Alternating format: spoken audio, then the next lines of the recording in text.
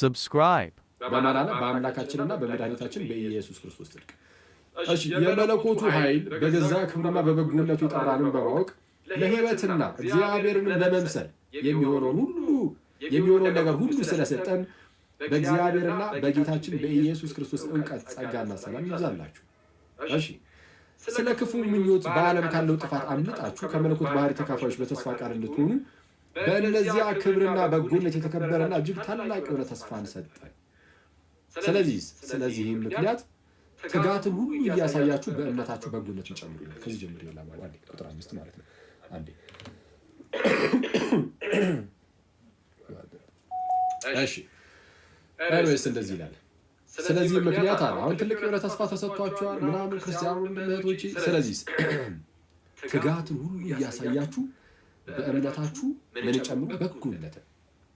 በበጎነትስ እውቀትን፣ በእውቀትስ ራስን መግዛት፣ ራስን በመግዛት መጽናትን፣ በመጽናትስ እግዚአብሔርን መምሰል፣ እግዚአብሔርን በመምሰል የወንድማማችን መዋደድ፣ በወንድማማችን መዋደድ ፍቅርን ጨምሩ። እነዚህ ነገሮች ለእናንተ ሆኖ ቢበዙ ከላይ የተዘረዘሩት እንደዚህ ማለት ቢበዙ በጌታችን በኢየሱስ ክርስቶስ እውቀት ስራ ፈቶችና ፍሬ ቢሶች እንዳትሆኑ ይረዷችኋል። ፍሬ ቢስ ነው ለብዙ ጊዜ ፍሬ ቢሶች እንዳንሆን እነዚህ ነገሮች ያደርጉናል። ፍሬ ቢሶች እንዳንሆን ያደርጉናል። እነዚህ ነገሮች የሌሉት ግን እውር ነውና በቅርብም ያለውን ብቻ ያያል፣ የቀድሞውን ኃጢአቱን መንጻት ረስቷል። የቀድሞውን ኃጢአትን መንጻቱን ረስቷል። ሚኒንግ ሰው ከኃጢአት ከነጻ በኋላ ድጋሚ ወደኋላ መመለስ የለበትም ነው። ኦኬ እኔ እኮ ከኃጢአት ነጽቻለሁ፣ ስለዚህ በዚህ በንጹህነቴ መቀጠል አለብኝ ብሎ የሚያስብ ሰው ወይም የሚኖር ሰው እሱ ልባም ሰው ነው። ግን እውር ሰው እንዴት ያለ ሰው ነው? የቀድሞውን ከኃጢአት መንጻቱን እየረሳ ድጋሚ እዛው ኃጢአት ውስጥ ብቻ የሚኖር አይነት ሰው ሲሆን ማለት ነው። ኦኬ ሰው ምናለ። ስለዚህ ወንድሞች ሆይ መጠራታችሁንና መመረጣችሁን ታጸኑ ዘንድ ከፊት ይልቅ ትጉ። ተመርጠናል፣ ተጠርተናል ምናምን አይደል? ተመርጠናል፣ ተጠርተናል፣ ጉዞ ጀምረናል፣ ትራክ ውስጥ ነው ያለነው፣ ሩጫ ውስጥ ነው ያለነው። እሺ ሰው ምን አደረገ? ምን አድርጓል? ይህንን መመረጣችሁን ይህንን መጠራታችሁን ግን ታጸኑት ዘንድ ከፊት ይልቅ ትጉ። ትጋት ክርስትና የፈዛዞች እምነት አይደለም ነው እንዴ? አይደለም። ክርስትና የፈዛዞች አይነት እምነት አይደለም። አንድ ጊዜ በክርስቶስ ድኛለሁ ምናምን ብለህ ፈዘህ የምትቀመጥበት አይደለም። የተቀበልከው ያ የእግዚአብሔር ጸጋ እንዳትፈዝ የሚያደርግ ነው ማለት እንዳትፈዝ የሚያደርግ ስለ ከነፃ ፈቃድ ውጭ ሆኖ ረግጦ ጨፍልቆ በቃ እንደዚህ ያደርጋል ማለት በፍጹም እንደዛ አይደለም። ግን ብርታት ይሰጥሃል። ስለዚህ አንተ ራስህ እንድትጓዝ ያደርግሃል፣ እንድትጸና ያደርግሃል፣ ፍሬያማ እንድትሆን ያደርግሃል። ስለዚህ ምን አለ? ወንድሞች ሆይ መጠራታችሁንና መመረጣችሁን ታጸኑ ዘንድ ከፊት ይልቅ ትጉ። እነዚህም ብታደርጉ ከቶ አትሰናከሉምና እንዲሁ ወደ ዘላለሙ ወደ ጌታችንና መድኃኒታችን ወደ ኢየሱስ ክርስቶስ መንግሥት መግባት በሙላት ይሰጣችኋልና። እንደዚህ ብታደርጉ መመረጣችሁን መጠራታችሁን ምናምን ብታጸኑ እስቲ ብትቀጥሉ ወደ ዘላለሙ ወደ ጌታችንና መድኃኒታችን ወደ ኢየሱስ ክርስቶስ መንግሥት መግባትን በሙላት ይሰጣችኋል። አለዛ ግን በሙላት አታገኙም። ያው አሁን እኮ ወረዲ አግኝተነዋል፣ ግን ፍጻሜን አላገኘም። ያኔ ታጣዋለህ። እንዳናጣው ግዴታ መመረጣችንን ምንድነው መጠራታችንና መመረጣችንን ልናጸና ይገባል። ሰው ምን አለ? አሁን ቁጥር 12 ላይ አሁን ትልቁ ያልኳችሁ ቁጥር 12 ላይ ያለችው ነው። አሁን ማለባችሁ ምን አለ? ስለዚህ እነዚህን ነገሮች ምንም እንኳን ብታውቁ ይላል። አሁን እነዚህ ነገሮች አታውቁ፣ አሁን ያልኳችሁን ነገር ታውቃላችሁ። ጴጥሮስም ያኔ አሁን ይሄን ነገር ሲናገር በሰዓቱ የነበሩ ክርስቲያኖች እንደሚያውቁ ያውቃል። ስለዛ ምን አለ መሰላችሁ? ስለዚህ እነዚህን ነገሮች ምንም እንኳን ብታውቁ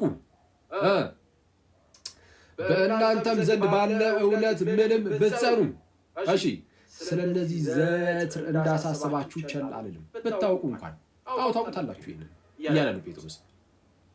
እነዚህን ነገሮች ምንም እንኳን ብታውቁ ከማወቅ አልፋችሁ ኢቭን ብትጸኑ ራሱ ከኃጢአት ነስተን ምናምን ነገር በንስሐ ሕይወት በቅዱስ ቁርባን ሕይወት ምናምን ፍሬ እያፈራ ምናምን ብቻ የኖርን ቢሆን ራሱ በጣም የጸናን ብንሆን ራሱ እንዲህ አይነት ነገሮችን ከማውራት ቸል ልንል አይገባም እያለ ያለው ቅዱስ ጴጥሮስ። ለምን ማንም የቆመ እንደሚመስለው ቢኖር እንዳይወድቅ ይጠንቀቅ እንደሚል ማለት ነው። አንደኛ ቆሮንቶስ ምዕራፍ 10 ላይ ሰው ምን አለ? ስለዚህ እነዚህን ነገሮች ምንም እንኳን ብታውቁ በእናንተም ዘንድ ባለ እውነት ምንም ብትጸኑ ስለ እነዚህ ዘወትር እንዳሳስባችሁ ቸል አልልም።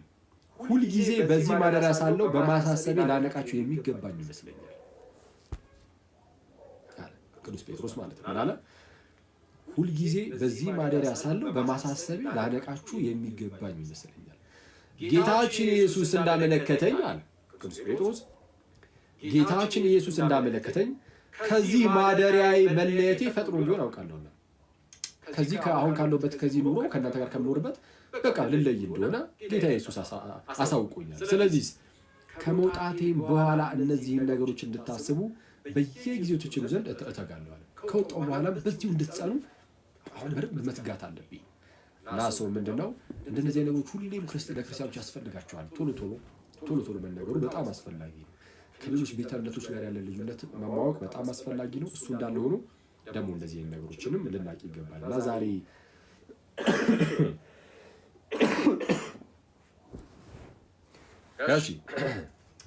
የጌታችን ኢየሱስን እርገቱን የምናስብበት ቀን ነው። ሰው ጌታ ኢየሱስ አረገ። አሁን ተመልከቱ ጋይስ፣ ጌታ ኢየሱስ አረገና ይህ ማረጉን ለእኛ በጣም ትልቅ ቦታ ነው ያለው። ከታላላቅ አበይት ከሚባሉት በኢየሩሳሌም ውስጥ ከሚከበሩ በዓላት ውስጥ አንዱ ነው የጌታችን የኢየሱስ ክርስቶስ እርገት። በሚያሳዝን ሁኔታ እኛ ጋር ምንድነው ዶሮ አርደን ወይ የሆነ ነገር አድርገን የሆነ ወከባ ኖሩት የማይከበር አይነት በዓል ሲሆን ልብ አንለው አንሰጠውም።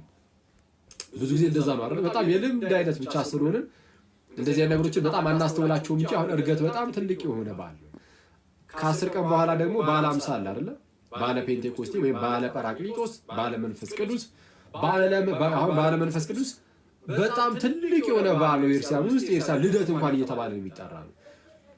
ትልቅ በዓል ነው። ግን እንትን ስለሌለ ይሄ ወከባው ሙሉ ብዙ ያን ያህል ነገር ስለማይታይ ሰው ግን ያን ያህል ላንረዳው እንችላለን። ሰው አሁን እሱም በጣም ትልቅ በዓል ነው ከፊታችን ያለው እሱም ማለት ነው። እና ለማንኛውም የጌታችን የኢየሱስ ክርስቶስን እርገት ስናስብ ምንድነው የምናስበው? እዛ ቪዲዮ ላይ እንዳልኳችሁ ጌታ ኢየሱስ እርሱ ሞቶ ሳይቀር ስለ ሁላችን ሞቶ ደግሞ ሞት ሳይዘው ቀርቶ ተነሳ ስለ ሁላችን። ትንሣኤያችንን ካረጋገጠ በኋላ ነው እንግዲህ ከሐዋርያቱ ጋር ለ40 ቀን ያህል እየተገናኘ ካወራ በኋላ ካስተማራቸው በኋላ መጽሐፍትን ሲተረጉምላቸው ከነበረ በኋላ በግልጽ እየታያቸው፣ በነገራችን ላይ አሁን የትንሣኤው ጌታ ኢየሱስ ክርስቶስ በግልጽ ሲታይ ነበረ። አንዳንዶች ሲዳስሱት አይተናል። በማዕድ በተቀመጡበት ሰዓት አብሯቸው መቶ ተቀምጦ ነበረ እና የሆነ ፋንተም ነገር እንዳይመስል እንኳን የሆነ ኢሉዥን እንዳይመስል የሆነ መስሎ የመታየት እንዳይመስል እንኳን እያለ ከእነርሱ ጋር በጣም ብዙ ነገሮችን ሲያደርግ ሲመገብ እንኳን አይተናል። ረሃብ ምናምን የለም። አክቹዋሊ ሞቶ ከተነሳ በኋላ ግሎሪፋይድ በሆነ ስጋ በከበረ ስጋ ስለሚነሳ ሞተን ከተነሳን በኋላ መራብ፣ መጠማት፣ መድከም ምናምን እንደዚህ ነገሮች ይያሉ። ግን ጌታ ኢየሱስ ያንን እውነተኛ ስጋ ይዞ መነሳቱን ለማሳየት ሲል ከሐዋርያት ወዲህ እንዲህ ሁሉ ነገር እንኳን ሲያደርግ አይተናል እና በዛው ስጋ ደግሞ ከፍ አለ ጌታችን ኢየሱስ። የእኛን ስጋ ይዞ ወደ ላይ ከፍ አለ፣ በአባቱ ቀኝም ተቀመጠ። አሁን ከፍ እያለ ወጣ ሲባል ምን ማለት ነው? አስቀድሞ እዛ አልነበረም ማለት ነው? እንደዛ ማለት አይደለም። ጌታ ኢየሱስ አምላክም ሰውም ነው። አምላክም ሰውም በመሆኑ እንደ አምላክነቱ የሚነገርለት ነገር አለ፣ እንደ ሰውነቱም የሚነገርለት ነገር አለ። እንደ ሰውነቱ ሲነገርለት ነጥለን ሰውነቱን ብቻ እያልን ባይሆንም ግን ለዛ ለአንዱ ጌታ ኢየሱስ የአንዱ ጌታ ከሁለቱም ነውና ከአምላክነትም ከሰውነትም ነውና ከአምላክም ከሰውም ነውና የአንድነቱ ማለት ነው። ጌታችን ኢየሱስ አንድ ነው ስንል ዝም ብለን አምላክ ብቻ የምንለው ወይም ሰው ብቻ የምንለው አይደለም። ከሁለቱም የሆነ ነው። ከአምላክም ከሰውም የሆነ ስለሆነ አምላክ እንደመሆኑ የሚነገርለት ነገር አለ፣ ሰው እንደመሆኑ የሚነገርለት ነገር አለ እና ሰው እንደመሆኑ የተነገረ ቃል ወይም ደግሞ በስጋ እንደማለት ነው። እሺ በስጋ ከፍ እያለ ወደ ሰማይ አረገ። ለሐዋርያቱ ያዩት ሐዋርያት ሥራ ምዕራፍ 1 ላይ ታሪኩ እያዩት ማርቆስ 16 ላይ አክቹዋሊ ከፍ ብሎ እንዳረገ በእግዚአብሔር ቀኝም እንደተቀመጠ ይናገራል። ወንጌልን ሰጥቷቸው ማለት ነው እና ጌታ ኢየሱስ ከፍ እያለ አረገ። በጣም የሚያስደንቀው ግን በሰዓቱ የተገኙ መላእክት የተናገሩት ነገር ነው። ቆይ ላንብብላችሁ ቃል በቃል ሐዋርያት ሥራ ምዕራፍ 1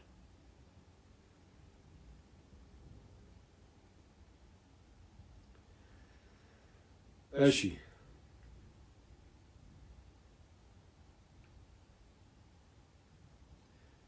ጌታ ኢየሱስ እንደዚህ ያላቸው ሐዋርያቱን እሺ ከቁጥር 6 ጀምሮ እሺ ሐዋርያት ሥራ ምዕራፍ 1 ቁጥር 6 እነርሱም በተሰበሰቡ ጊዜ ሐዋርያቱ ጌታ ሆይ በዚህ ወራት ለእስራኤል መንግስትን ትመልሳለህን ብለው ጠይቁት። ጌታ ኢየሱስ ሞቶ ከተነሳ በኋላ ማለት ነው። በዚህ ወራት ለእስራኤል መንግስትን ትመልሳለህን? ኦኬ ይጠብቁ አልነበረ ሰው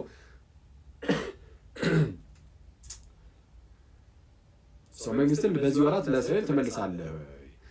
ጌታ ኢየሱስ መለሰና እንዲህ አለ፣ አብ በገዛ ስልጣኑ ያደረገውን ወራትንና ዘመናትን ታውቁ ዘንድ ለእኛ አልተሰጠንም ሳይሆን ለእናንተ አልተሰጣችሁ አለ ጌታ ኢየሱስ። ለምን ይሄን ያልኳችሁ ለእኛ አላለም ብዬ ተናገርኩት። ለምንድን ነው? ቀደም ሲል በዚህ በማቴዎስ ወንጌል ምዕራፍ 24 ላይ ጌታችን ኢየሱስ ስለዚያች ቀንና ሰዓት ግን ከአብ በቀር ወይም ከአባት በስተቀር የሰማይ መላእክት ቢሆኑ ወልድም ወይም ልጅም ቢሆን አያውቃትም ብሎ ነበረ። ያችን ቀን ማለት ነው። እና ያችን ቀን ወልድም ቢሆን አያውቃትም ያለው ለምንድን ነው የሚለውን በተደጋጋሚ አክቹዋሊ መልስ ሰጥቼበታለሁ። የቴሌግራም ቻናሌ ላይ ሂዱና ስሙ ፕሊዝ። በቅርቡ ያስቀመጥኩትም አለ በፊቱን ሳይሆን ሌላ በቅርቡ ከ2 ወር ምናምን በፊት ያስቀመጥኩት ድምፅ አለ። እሱንም እዩ የሚያስፈልጋችሁ ከሆነ። አስፈላጊ ከሆነ ደግሞ ሌላ ጊዜ ገብተን እዚሁ ላይ እንሄድበታለን። ግን እዚህ ጋር ምናለ ለየት አድርጎ ራሱን ለእናንተ አልተሰጣችሁም አለ። ለእናንተ አልተሰጣችሁም አለና ነገር ግን መንፈስ ቅዱስ በእናንተ ላይ በወረደ ጊዜ ኃይልን ትቀበላላችሁ፣ በኢየሩሳሌምም በይሁዳም ሁሉ በሰማርያም እስከ ምድር ዳርም ድረስ ምስክሮቼ ትሆናላችሁ። ይህንም ከተናገረ በኋላ ከእነርሱ እያዩት ከፍ አለ ጌታ ኢየሱስ። ይህንን በስመ አብ ኧረ በጌታ አስባችሁታል ጋይስ? እስቲ ዝም ብላችሁ እዛ ቦታ ራሳችሁን ለመክተት ሞክሩ። ጌታ ኢየሱስ ሞቶ ከተነሳ በኋላ ደግሞ ሲሆን የሆነ ደስ የሚል ነገር አለው። የሆነ ለየት ያለ ነገር አለው። ከመሞቱ በፊት በምድር ላይ የተመላለሰ ሲያስተምር ነበረ። አሁን ደግሞ ጭራሽ ትንሣኤውን ካሳየ በኋላ ማለት ነው። ሞቶ ተነሳና ከተነሳ በኋላ ደግሞ ምን አላቸው? መንፈስ ቅዱስ በእናንተ ላይ በወረደ ጊዜ ኃይልን ትቀበላላችሁ፣ በኢየሩሳሌምም በይሁዳም ሁሉ በሰማርያም እስከ ምድር ዳርም ድረስ ምስክሮቼ ትሆናላችሁ አላቸውና እያዩት ማለት ነው። ይህንም ከተናገረ በኋላ እነርሱ እያዩት አለ ከፍ ከፍ አለ፣ ደመናም ከዓይናቸው ሰውራ ተቀበለችው አለ። እያዩት ጌታ ኢየሱስ ከፍ እያለ ሲሄድ ነበረ። ከፍ ከፍ ማለቱ እኔ ወደ አብ ብሄድ ይሻላችኋል፣ አብ ከእኔ ይበልጣል ምናምን እያለ ሲናገር አልነበር ጌታ ኢየሱስ? ስለዛ ሄዶ በእግዚአብሔር ቀኝ በአባቱ ቀኝ ሲቀመጥ ወደ ቀድሞ ክብሩ ይገባል ማለት ነው። ወደ ቀድሞ ክብሩ ማለት አሁን ልክ ምድር ላይ እንዳለ አናውቀውም ጌታ ኢየሱስን ማለት ነው። ሜኒንግ ክርስቶስን በጥፊ መማታት፣ መሳደብ፣ እርሱ ላይ መጥፋት የሚባል ነገር የለም። አሁን ሲመጣ በዚህ አሁን በተቀመጠበት ክብሩ ስለሚመጣ አሁን ዳግም ሲመጣ ጌታ ኢየሱስ እጁን ለጥፊ የሚያነሳ የሚያስበው የለም። ጌታ ኢየሱስን ለመሳደብ የሚያስበው የለም። አሁን ጌታ ኢየሱስ በአባቱ ክብር በአባቱ ቀኝ ተቀምጦ ጌታ ኢየሱስ አለ እና ከፍ ከፍ አለ። ግን ከፍ ከፍ እያለ ሲሄድ ምንም እንኳን አብ ከኔ ይበልጣል እኔ ወደ አብ ብሄድ ይሻላል ምናምን ቢልም እንኳን ማለት ነው እና ሐዋርያቱን ቢያውቁትም ግን የሚያስጨንቅ ነገር አለው ብላችሁ አታስቡ። ማለት ጌታ ኢየሱስን የመሰለ ጌታ ጥሏቸው እየሄደ ነው። አሁን ቢያንስ በአካል እዛ ጋር ልክ በፊት ባለው ደረጃ ላይኖር ይችላል ምናምን የሚሉ ሊያስጨንቅ ይችላል። ይሄ ነገር እንዳያስጨንቃቸው ራሱ ጌታ ኢየሱስ ምን አለ? ወላጆች እንደሌላቸው ልጆች እኮ አልተዋችሁም፣ መንፈስ ቅዱስን ደግሞ ልካቸዋለሁ አለ። እንደ ኦርፋን የሆነ ባዷችሁን ጭር አድርጌ የሆነ ድረስ አብሬያችሁ ሆኜ ሳጽናናችሁ ኖሬ ምናምን ድንገት ጭር የምልባችሁ አይደለም፣ በእናንተ ላይ ደግሞ ቅዱሱን መንፈስ አወርደዋለሁ። በስመ አብ። ስለዚህ ወላጆች እንደሌላቸው ልጆች አልተዋችሁም አለ ጌታ ኢየሱስ። ስለዚህ መንፈስ ቅዱስን በእነርሱ ላይ አወረደ። ስለዚህ ምን አለ? መንፈስ ቅዱስ በእናንተ ላይ በወረደ ጊዜ ኃይልን ትቀበላላችሁ፣ በኢየሩሳሌምም በይሁዳም ሁሉ በሰማርያም እስከ ምድር ዳርቻ ድረስ ምስክሮቼ ትሆናላችሁ። የኔ ምስክሮች ነው ያለው ጌታ ኢየሱስ። እስከ ምድር ዳርቻ ድረስ የሚመሰከርለት ጌታ ነው ኢየሱስ ጋይስ። ኦኬ፣ ኢየሱስ እስከ ምድር ዳርቻ ድረስ የሚመሰከርለት ተስፋችን የሆነ ጌታ ነው እና ይህንም ከተናገረ በኋላ እነርሱ እያዩት ከፍ ከፍ አለ፣ ደመናም ከዓይናቸው ሰውራ ተቀበለችው። እነርሱም እሺ፣ ኦኬ፣ ቆይ አንዴ።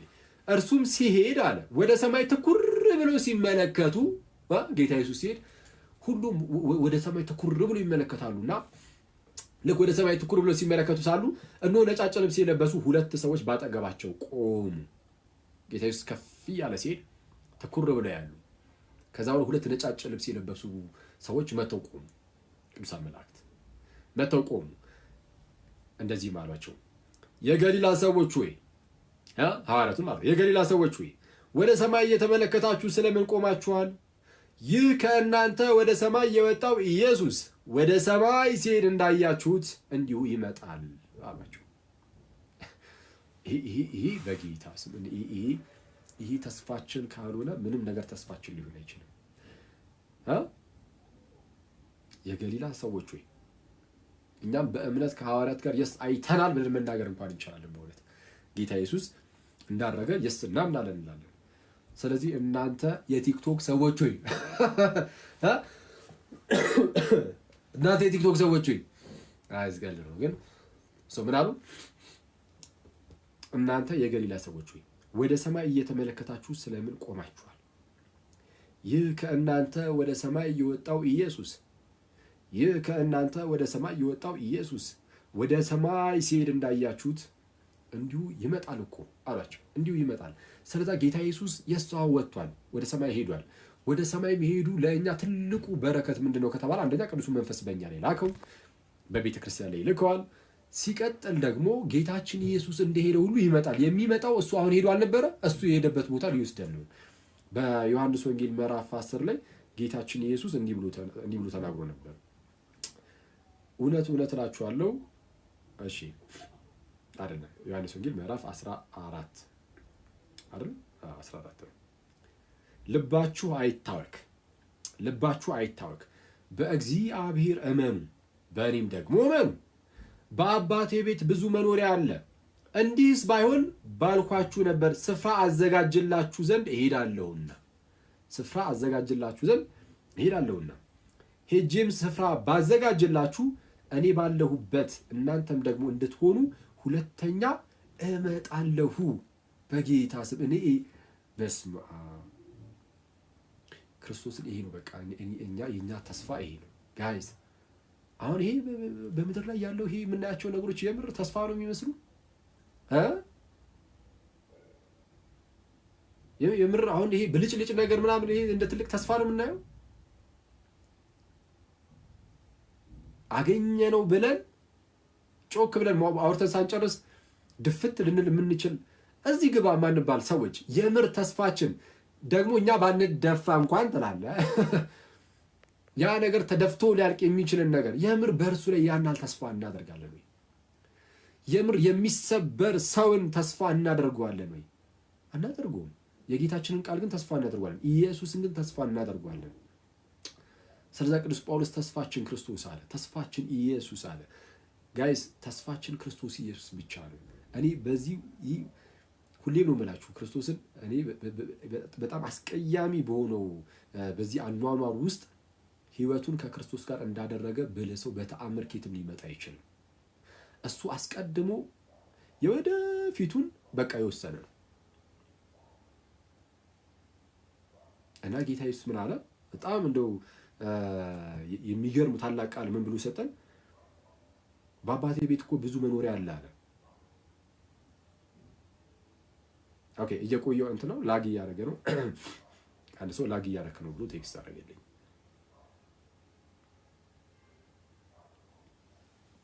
እስቲ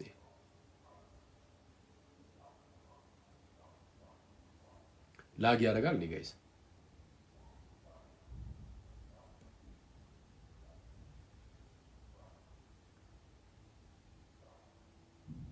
አሪፍ ነው ወይስ ከሩቅ ሀገር ነው ቴክስት የተደረገው እና በቃ እዛ እስኪደርስ ይሆናል። ወንድማችን ልበልሽ። እሺ ኦኬ እሺ አንዴ